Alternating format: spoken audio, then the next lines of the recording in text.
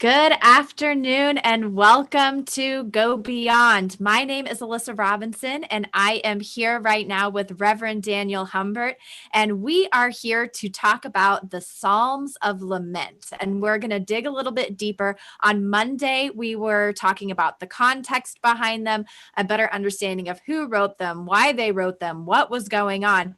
But today I'm going to push Daniel a little bit to talk about his relationship to those Psalms of Lament and times that maybe he's felt the same way that those writers have felt and what those Psalms meant to him at this time. So I'm excited that you're here with us today for Go Beyond, which is simply a time to dig deeper into the message that we heard on Sunday. And we do that in a different way every Monday, Wednesday, and Friday at 12:30. So thank you for joining us, and share this with your friends so that they can be a part of this too. But I will jump into the first question because in our Psalms of Lament this week, we talked about the formula of problem, then plea, then trust. Wait, did I skip one? Trust and praise. Okay, got it.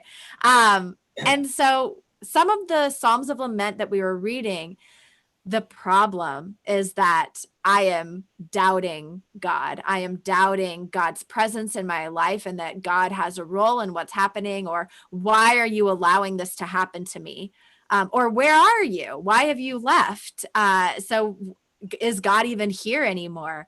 So I wanted to ask you, Daniel, when was there a time that you doubted God? Yeah, that's a big one, right?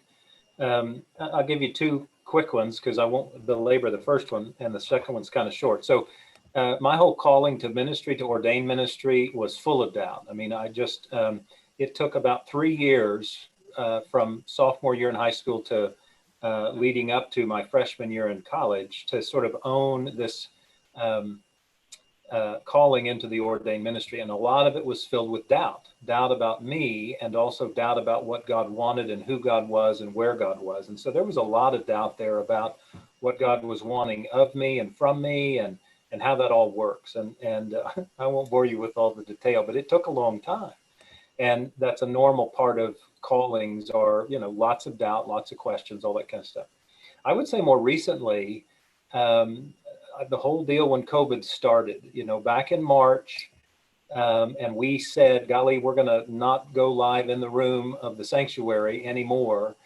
I had all kinds of doubts about whether that was the right thing or not, or whether God was going to be with us as we move through that. Um, it's not often that your pastor is going to tell you that he or she didn't understand what to do or what God was up to, if you will, in the middle of all that. But I can tell you that was the case. It was just my humanity was at full scale, and I finally learned how to trust God. And there was a real sense of lamenting through that. And if I'm honest, there's still some of that left. But I'm more into the trust and praise now, because I recognize God did bring us in and through that. And we're not out of it, obviously, but God's still working on all that. Hmm. Doubt And doubt is real. yeah, yeah. And also, I think that it often comes out of uncertainty of nobody has any answers. There is no playbook for pastors on how to guide your flock through a pandemic. Right. And so we were all just guessing and reading up and attending webinars all day, every day to Yeah, try yeah, and figure out what are we doing here.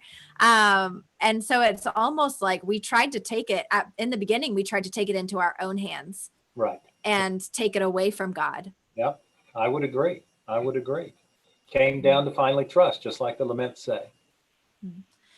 So in Psalm 13, which we were reading on Sunday, it specifically mentions within the problem and the plea part, my enemies are rising up against me. Everyone is turned away from me. I'm the laughing stock. This is a summary. I'm the laughing stock of my community.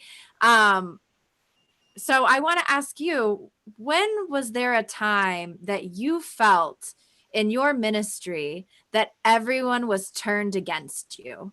Yeah. Well, every ordained pastor can tell you that happens at least once and may happen many times. And the most vivid for me goes back roughly 20 years ago when I was serving the church at Argyle. And I literally had both a crisis of faith and a crisis of calling. I felt as though somehow I had not done something well or right. And literally it felt like the whole church was against me. So much so that literally a couple of things happened that have never happened since, and certainly hadn't happened at the time. There was a kind of an inquisition. I was called before the congregation, and I literally had to sort of speak into my own beliefs. And I say the whole church, everybody who was interested came, and I sat through question after question after question. What do you believe on this? What do you believe on that? What does your faith tell you about this? And it felt like I was ganged up on. And at another occurrence, the district superintendent was called in to basically defend me, and he did a phenomenal job. But at the time, it felt like everyone was against me, and that no one was on my side. The reality is there were a number of people on my side, and it had all to do with what I refer to as both hospitality and radical love, because I had the audacity to say that anybody was welcome in the life of the church. Including gays and lesbians. And this was at a time in 1999 when in a rural setting that was unheard of. And so because I made comments like that, there were people who felt like, golly, maybe I don't know this pastor. Maybe I don't understand what he's thinking and promoting. And so it very much felt like there was an attack on me. And luckily, I sort of moved through that, and God helped me and gave me strength and encouraged me, and certainly began to encourage others to speak their truth and their faithfulness as well. But it was a hard time. I literally wondered if I should remain a pastor, and I literally wondered if, golly, if this whole faith thing, because unfortunately, part of what we come to experience in church is followers of Jesus are people just like everybody else, and sometimes our humanness comes straight out, and man, it's nasty and ugly and vindictive and mean-spirited and all of that stuff, and I experienced all of that. I got hate mail, I got certainly hate email, I got nasty phone calls, I got people telling me literally to my face that I was not a Christian, and it was pretty amazing. Those were not fun times. Yeah. So I'm going to throw a curveball at you based on that. If you were to write a psalm based on that experience, following the formula, what would be the problem, the plea, the trust, and the praise? Oh my, wow. Well, so the problem would be, golly, God, why is this happening to me? Why would you call me into this and then have this happen to me, right? That's the problem. The plea would be, holy crud, God, help me out. I need support. I need encouragement. I need to know your strength is with me.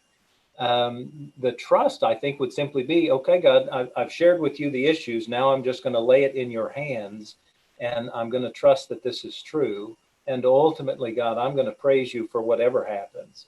But I can say all that 20 years hence. I'm not 100% sure I could say that in the moment. And Kay can vouch for the fact, there were many a night I would come home and just plead for either, comfort, support, or encouragement, because it felt as though I'd done everything wrong, and no one would want to follow me as a leader, spiritual leader in particular. And so I think really that's ultimately sort of the response of what if I were to write a psalm, what would that look like? And I think even the psalms that David and others wrote, I believe they wrote them in hindsight. I don't believe they were writing them in the moment. It may be true that they were, but my gut tells me they were writing them in response to some circumstance they went through, and therefore that's how they went, so rapidly from problem and plea to trust and praise, because it didn't happen overnight. I guarantee you, it happened. Well, and that's what I was wondering about. I was kind of thinking, just because I enjoy writing, that's the way that I get my feelings out. And I keep a little journal sometimes, especially when I'm going through something really rough. And if I were to describe my journal as a psalm, I will write the problem and plea over and over and over again for months in different ways. And it could be, it's not until a year later that I come out and write the piece about the trust and praise because I don't see it until that point. And so I'm wondering if maybe in those Psalms, is it at all possible that it's just so cohesive from beginning to end? We're like, oh, beautiful poetry. But if we were to read it as a journal and an experience, could it be that they were written at different pieces of that journey? I think that's very possible. And I think it's even very probable that most of them were written sort of in hindsight, in reflection of an experience that they'd gone through. I do think it's possible the way you've described, where it was sort of piecemeal. I'm in the heat of it, the thick of it. Here's the problem, the plea. And then later they come back. I think almost any poetry would be that way. And certainly a lament would be that way even today. I mean, you talk to any author of any style, whether poetry or novels or anything, most of them would tell you that it has to be free flowing, and it has to be sort of as you are motivated and inspired. And I think if they are human, as we can only assume they are, the trust and the praise part was hard, particularly in the moment, but in reflection, you can get there. Yeah. So as we are trying to connect the Psalms to music because they were meant to be sung, focusing on lament, what is a modern song that really encompasses that feeling of the Psalms of lament for you? Yeah. Well, you're asking a guy who doesn't listen to music much. And so I kind of struggled with, golly, what would be good? And so, of course, as a pastor, the first thing that comes to my mind are hymns, right? And so the first hymn that came to my mind was "It Is Well With My Soul." And without belaboring the concept, that song is about a huge tragedy where a man loses, all of his family, at least all of his kids, to a tragic accident. And then he writes this song that ultimately says, even though, golly, that was traumatic and horrible, and I can't even fathom, it is well with my soul. And so that's a real sense of a lament. I think in terms of modern songs, I'll mention two. One is kind of old, it's about 30 years plus old, and it's U2, Sunday Bloody Sunday. Sunday Bloody Sunday is a powerful song of lament that owns the human condition and how we kind of, I need to clean my language before I say it, when we kind of screwed up the church and then kind of accept the fact that somehow God can still be in the midst of all that crud. And that it's a beautiful song. I'm sure you know it. Another one that is not, U2 is, Bono is, Christian based. One that's not really Christian based that I find very powerful, and I've only heard it a few times, but it's kind of the theme song from the modern version of A Star Is Born with Lady Gaga and Bradley Cooper. Mm-hmm. It's called Shallow. Mm-hmm. And that it's kind of the theme song for that movie. And it's a very powerful song of lament that both commiserates the trouble of their relationship, but also celebrates the sort of power of hope. And that's really what a lament does. And I think that's the beauty of the laments, is that they don't just waller in the misery. They also celebrate that there can be something on the other side, that we can get through that. And I think that's what we sometimes forget about laments, is that there's actually some hopefulness. That trust and praise component is the hope through the stuff. So. Well, I appreciate y'all spending some time with us today to talk a little bit more about the Psalms of Lament. And we are going to have another special performance from Karen on Friday. What we're doing a little bit special and different on Fridays throughout this worship series for Go Beyond is we are having Karen share a psalm based on the genre, I guess you could say, of psalm that we are covering that week, where she's going to give us a little extra that we don't get to experience on Sunday. So I hope that you'll tune in to hear from Karen on Friday at 12:30, and we will see you then. You would much rather hear from Karen than me sing that song. That would be great. We might have Karen and Daniel do a duet. I don't know. Maybe if you comment and request it, it'll happen. Yeah. Bye, everybody. Bye.